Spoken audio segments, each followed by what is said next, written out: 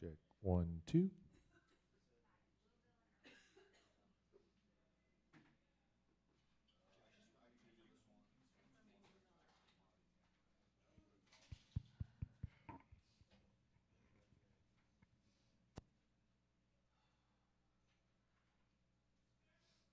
Steve in here. 5-3 final. Steve in here?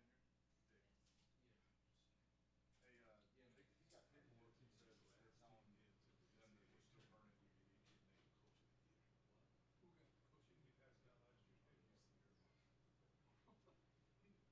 last year. I'm just letting you know. Just send that back to me. He's coaching the NCAA tournament at least. The last If I'm one not in here, when you just get send here. it out of here. Thank you, man. Thank you. You got it. Unless I misread this. Digital video device. No, you didn't. I didn't, did I? That's what I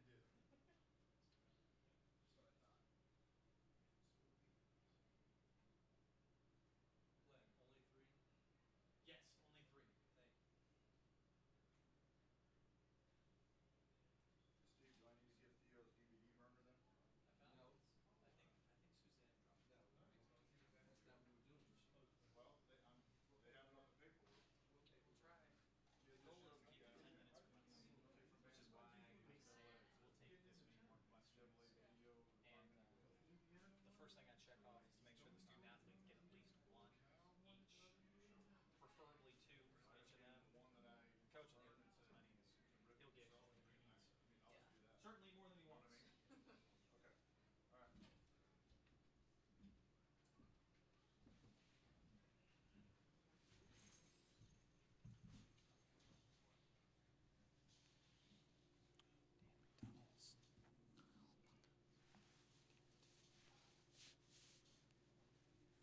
Sutton winning. Sutton winning.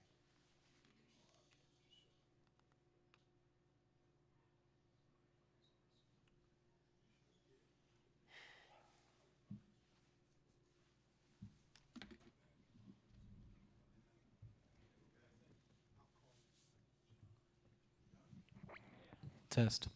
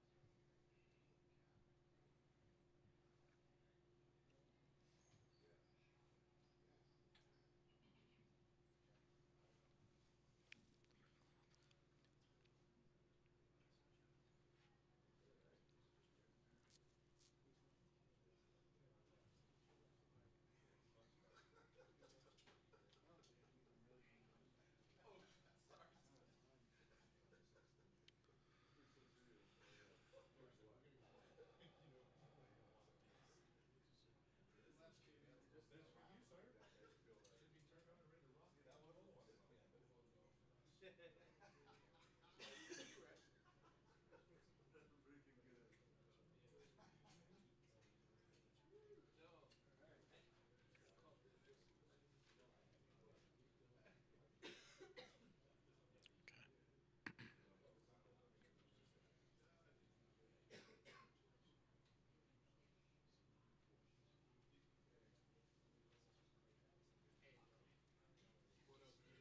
Freaking good. There's 1 for Louisville's coach and then 1 for Vanderbilt. Okay. Very good.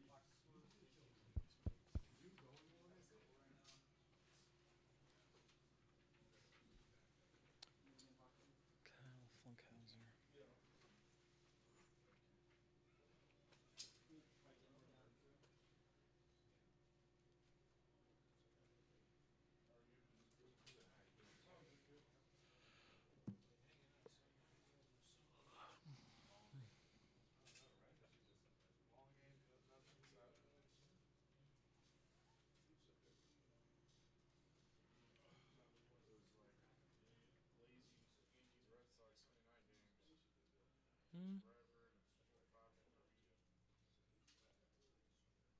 Not a bad description. That's about what this was.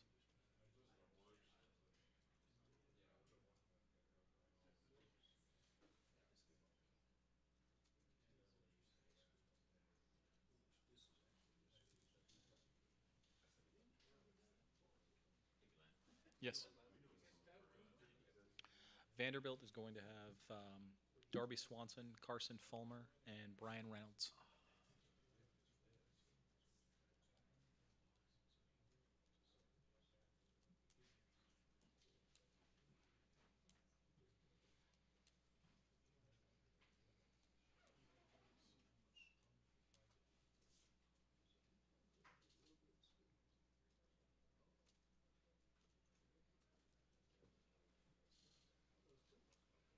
It was sweating there for a while. I didn't know if he was going to make it. What? Yeah, it's impossible. Yeah, it's impossible. It's too many positions as it is. 115. Should be here and gone so fast you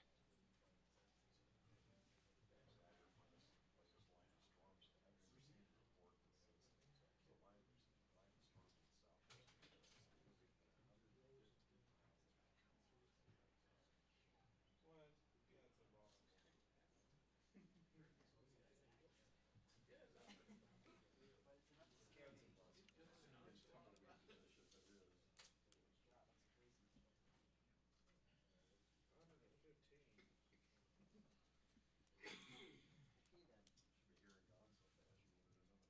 me. Either that or we're all gone so fast. Yeah, that's true. They won't know from me if that's anybody. Nice knowing you. Yeah. We'll see you at a better place. See you at the big ballpark in the sky. We'll continue this World Series in a place where we're all perfect. You know I'm finished. No blown calls. The only bad thing is Augie won't be able to cuss. True. Well,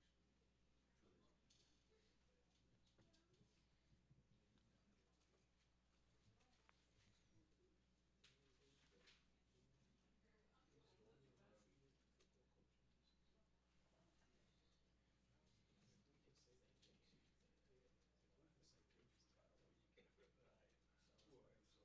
Not like blown off the face of the earth, we'll be alright. Louisville is on their way.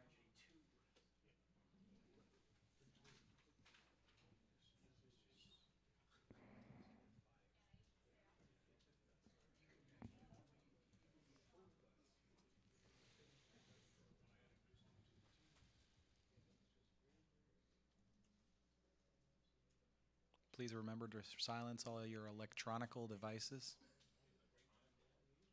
Really, Aaron? Yeah. He wanted me to say electronical. You have to do it after the 4-hour game. You know? More telephonic devices. What makes you feel like they're out? Blandino had to silence my phone when it rang, and I had it recording at the table last week. So Well done. 7-hour Chris. Amateur move, Chris.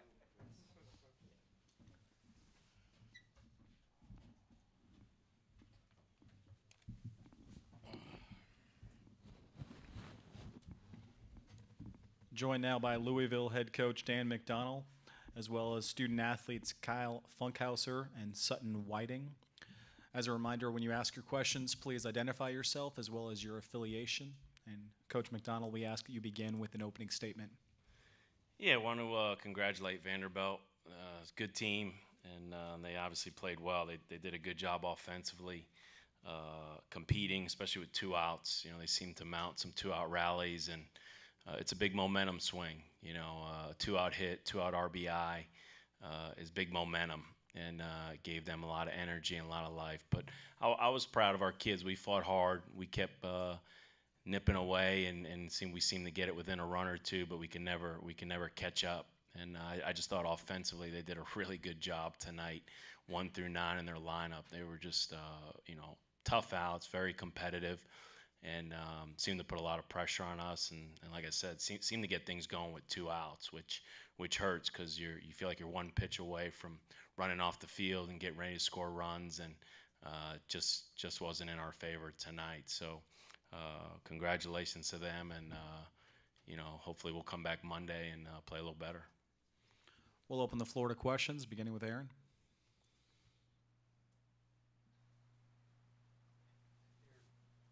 Aaron Fitt, Baseball America.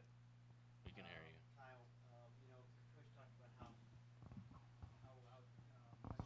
they battled you offensively, especially in the early innings. It seemed like you were trying to put those guys away with the walks in the second and third innings. Why do you think that was? And what were they doing that was in trouble? I wasn't making a lot of great pitches tonight, but a lot of credit to their hitters. The good pitches that I did make, they seemed to battle pretty tough. Take our next question. On the right. Kyle, Coach mentioned how frustrating 2-out rallies can be, and what was your take on that, and how do you recover once you give up a hit or something like that with 2 outs? Coach has been saying it all year. 2-out walks will kill you, and that was basically the definition of it tonight. Just need to make some more pitches. It's hard to win at the College World Series with a bad start, and that's what that was tonight. Next question.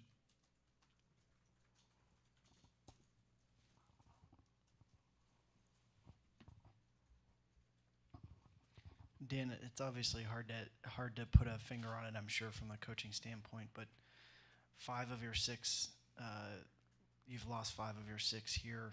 I know that this was a year where you guys were talking a lot about trying to take that next step. What do you think needs to happen now against Texas and going forward for you guys to get over that last hump? I feel better about our club now than maybe at this time last year. I think we lost that first game 2-0, or I think it got through a CG against us, and offensively it was a tough night. I feel really good about our offense. So we had a lot of good at bats. I mean, you just look at Fulmer's numbers. I mean, that's impressive stuff. I mean, the ERA, the batting average against, throwing mid-90s. I mean, that's nasty stuff he's throwing up there. And I was pleased. I thought our hitters really competed, put a lot of good swings, and they made 2 really nice catches. They almost made 3 really nice catches on that ball they dove for Sutton. So I feel good about our club and where we're at. Funk's great, and he's growing. He's still young, and he's competing, and he's trying. And what's made him great all year is getting out of those 2-out jams. That's what great pitchers do. More times than not, they get out of those 2-out jams. And tonight, he had a little trouble doing that. And against I don't know how many pitchers they ran out there, 4 arms that they're able to match up. When they get the lead, it's tough because they're going to match up. They're going to go left, right on you, and they had a few more arms in that bullpen. that I'm sure they were going to bring out to possibly face Gardner if we'd have tied it or gotten within a run or so. So, like I said, I feel good about where we're at as a club and how well we've played in the postseason. But you're facing 7 of the hottest teams in the country, so we just got to play a little better. That's all. As a reminder, please introduce yourself and your affiliation before you ask the question. Sorry about that. Howie Lindsay, Rivals.com. Coach, how big of a deal do you think it is after this game that they did not start Beatty and started a guy who has given you all trouble in the past? All great teams have that 1-2 combination. So, I think everybody respects Fulmer as much as they do Beatty. I mean, I can't specifically say why they started him. I can only speculate because of our speed and putting pressure, on the pitcher. And but again, the other guy was like the 14th pick in the country, so I can't fully give that answer. I can only speculate. But again, it wasn't like they threw a guy down the line in their rotation. I'm sure you could argue they got that great 1-2 punch, and I'm sure you could flip a coin when you look at their numbers and their success. So it didn't surprise us when we saw the matchup, but it's not like we're choosing one or the other. You know you're getting a real quality arm from Vanderbilt in that first game. In the front. Coach, you after falling behind 4-0 early, you got back to 4-3, and then did you feel like Ravenel kind of extinguished your momentum a little bit there? Alex took a good swing. He got that one-pitch fastball, and we flew out to right center. Definitely not a night, to hit the ball in the air. But then we walked the guy in the next inning. I think we walked the 9-hole hitter 3 times tonight, and I think 3 of the 5 runs were walks, and we had 2 pass balls. It's just not clean baseball against a really good team. You'd like to make them earn it. Hit a ball in the gap, tip your hat to them. But it was just like I said, we didn't play clean enough out there, between the lines, and to their credit, they just kept chipping away. Like I said, we got within a run, and then they come right back. We score 1 in the 7th to get within a run, and then they come back in the bottom of the 7th and score a run. And a 2-run lead at TD Ameritrade with their pitching staff. I mean, it's you're not hitting a 2-run jack to tie it, so you almost got to get 2 runners on, and you got to bang a ball in the gap. And I don't know how many balls you saw banged in the gaps today, but it doesn't seem like there's a lot. So, the value of the run out here, it's crucial. And so hopefully we do a better job of stuffing on the defensive side and minimizing the other team's runs. We'll take 2 more questions here in the front. Dan, what happened on the play where I guess you guys are trying to pitch out and you get a wild pitch, and it looks like did the catcher just get crossed up there? No, Coach Williams does an unbelievable job of feeling situations, and we pitched out earlier and threw a guy out. I think the hitter swung the bat. I can't remember if the runner was going because it was off a left-handed pitcher, so I don't know if it was a hit and run. We just felt like it was an opportunity to pitch out, and I don't know if Gibby just moving out and the hitter swinging, maybe the bat went through his sight line and he just didn't catch the ball. We'll watch it on replay, and I'm sure Gibby, will just fess up to it. But I think it was a hit and run, and I know the batter swung, so maybe that bat line went through his eye level sight, and he lost it for a sec. Howie Lindsay, CardinalSports.com. Sutton, what was the team like after this game? What was the message to the team? How do you refocus, move forward? Just let it go. It's over with, and we got to bounce back, come with a good practice tomorrow, and get back to work and face a good team, Texas, Monday. So just got to get better and get ready. All right, that'll do it for the press conference. There has been a designation. Louisville will be the home team in Monday's game with Texas at 2 p.m. Louisville will be the home team. Thank you to the coach and student athletes. If you have individual questions, please contact Sports Formation Director for Louisville, Garrett Wall, outside. Thanks, guys. Vanderbilt will be in shortly. They will have Darby Swanson, Carson Fulmer, and Brian Reynolds as the student athletes with them. Also, has been a designation for the winner's bracket in that game. UC Irvine will be the designated home team. Vanderbilt will be the visiting team.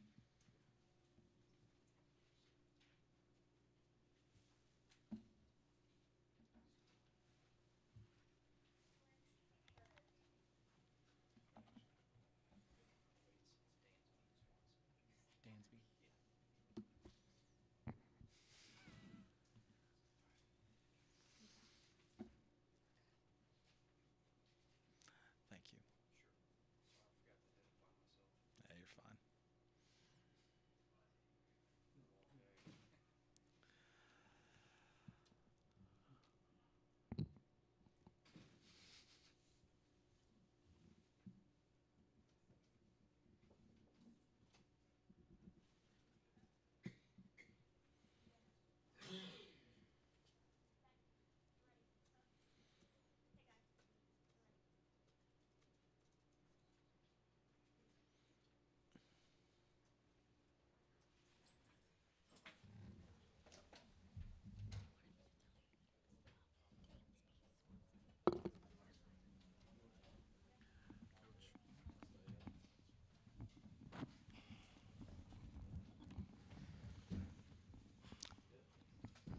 Joining us for Vanderbilt, head coach Tim Corbin. The student athletes are Carson Fulmer, Brian Reynolds, and Dansby Swanson.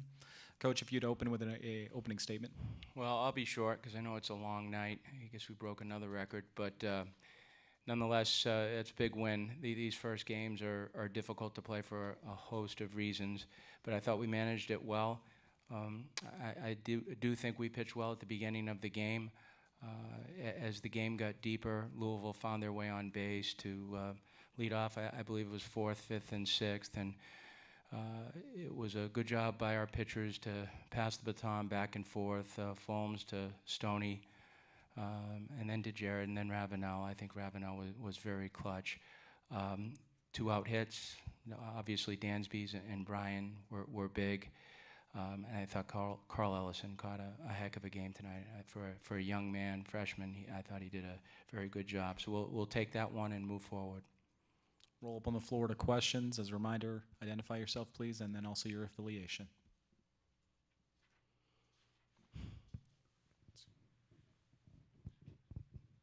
Ken Rogers, perfect game. Tim, kind of going back to the decision to start Carson, just talk about that and also kind of assess what you kind of thought of his performance tonight in terms of stuff and whatnot. Well, we wanted to match up the skill set of our pitcher versus the skill set of Louisville, and we thought he was one that could contain the running game well. We thought he could contain the bunt game. And Louisville does get right on top of the plate, so you're pitching into a very small window, and thought he'd be able to execute that, and he did. I thought he did a nice job. First 3 innings, I thought he came out and pitched well. We started to get into deeper counts after that and decided to make that switch. Not that he couldn't have gone any further, but we just thought that was a good time to bring in Stone, and Stone got the 2 fly balls and managed to get out of that inning. So we were fortunate at that point. Funkhauser on the other end, I think kind of did the reverse. He started slow, but then really, really pitched well deeper into the game. Nick Cole with the Tennessean, but for Brian and then for Carson. Brian, could you just sort of take us through that catch there in the 2nd inning, and then Carson for you, when he makes that catch in that inning, looks like it may be at least extra bases. Just talk about what that does for you confidence-wise early in a game like this. Well, I didn't see it directly off the bat, so it was struck well, so I just started running back and came out of the sun, and I just kind of went for it, and it was a good momentum swing for us, I feel like.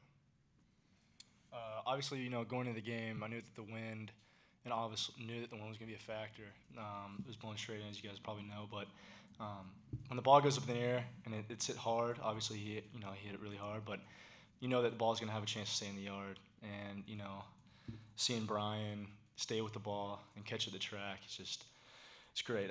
We all, as a pitching staff, we trust our defense with everything, and that's just an example of it. Here in the front. Chris Lee, VandySports.com. Brian, you looked like when you hit the wall, it might have left a mark there. It looked like you were kind of rubbing your shoulder between the innings. Did that hurt you for a bit? No, it wasn't too bad. Yeah.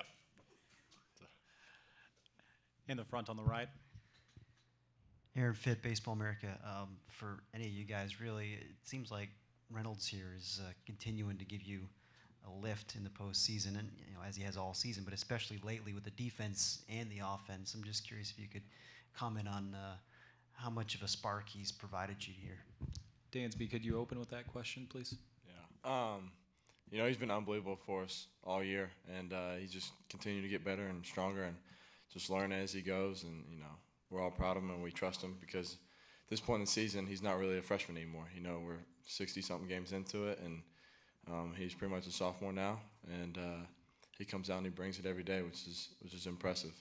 So his consistency has really helped us, and we feed off of it. Along the right. Dansby, could you talk about how you guys were able to get to Funkhauser early? It looked like you guys were working the count. He really labored through those first few innings and being a good thing for you guys. Could you also introduce yourself? Nick Cole of the Tennessean again. Well, we were just able to, see some pitches that were out of the zone and lay off of them. I thought we had pretty good discipline for the first couple innings. Made him work, and when he came in the zone, we were able to put some good swings on some good pitches. So just trying to remain in control of the counts, and when he gave us a good pitch to hit, just be on it and try and keep the ball in the air because, as we've talked about, the wind was a huge factor. So just staying low with our flights and trying to make some things happen. In the back corner. Pete LaFleur, College Baseball 360. Brian was just talking to Funkhauser in the hallway about your triple. You fouled a couple pitches off, and he threw you the breaking ball, and he said afterwards they realized they should have come back with the fastball. But just your memories of that at bat, obviously a big part of the game, and what the emotion is like for you when you're chugging around the bases with a big triple in a big game like this. Just kind of what that feels like for you. Well, that at bat, I had Dan's start us off and kind of get things rolling with that double, score 2, and then that at bat, I was just trying to fight off because he threw me some good pitches, and I was just trying to fight those off and get something I could hit, and then he threw me a curveball down and just tried to stay on it and drive it. Chris Lee, VandySports.com. Dansby, you got the biggest hit of the ball game, and I can't remember, you may have been the dish too when the wild pitch happened. So just talk about those moments. Well, just first pitch, I was just looking for something up to hit, and he threw it down the dirt and it got away from the catcher, and Johnny was able to score, and then the runners on first and second moved up, second and third. Then I believe I ended up getting down the count 1-2 after 2 straight breaking balls. Then just tried to see the ball deep and let it get on me a little bit more and try and stay on it, and I was able to put a good swing on a pretty good pitch. It was down and in, and I was just able to barrel it up and hit it where they weren't. So We have time for 2 more questions. Let's begin here in the middle. Shotgun Sprouting, College Baseball Daily. Coach Corbin, Coach McConnell talked about the value of the run here at TD Ameritrade and how much it's even more at a premium. How big is it for early momentum swings like Brian's catch and then turning around on offense right after that? Well, I think any momentum swing in this tournament is a big deal because, as he may have said, the runs they're tough to come by. We were fortunate tonight in a lot of ways. I mean, to drive Funkhauser's pitch count up, he's a very good pitcher and he held his velocity deep into the game. But both of those hits, Dansby's and Brian's, were with 2 outs. But I also look at it's 4-3 and they're gathering momentum. And in my opinion, offensively, Vinny Condi stealing that base kept us out of a double play because Xander Wheel drove that ball pretty well, but it was right at the second baseman. He vacated that spot, and Vinny was able to go to first to third. Now, I realize we scored on a pass ball, but those type of runs, movement, created movement, is very big in this tournament. We'll take one final question here in the front. Aaron Fitt, Baseball America again. Coach, you talked about the pace of this game. Yeah. And certainly it seemed like your offense was able to grind out a lot of at-bats, a lot of deep counts. Is that characteristic of this offense? And then the way Ravenel was able to come in and settle it down and get a lot of quick outs, how much of a boost was that for you? Well, I think it was a big boost. To answer your first question, it is more characteristic of our offense the last quarter of the season, I would say. We've done a good job of getting deep into counts, more walks, less strikeouts, and we've hit the ball well. We really have hit the ball well the last 3 weeks. We hit it okay tonight, but we were facing a tough customer.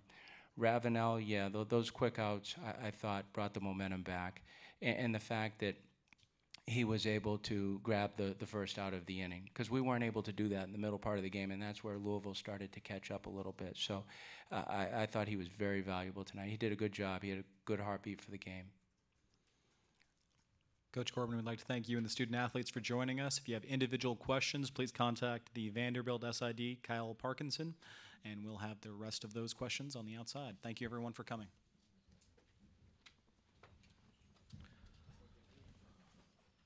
You're welcome. You guys will be the visiting team on Monday. And you can take the box score.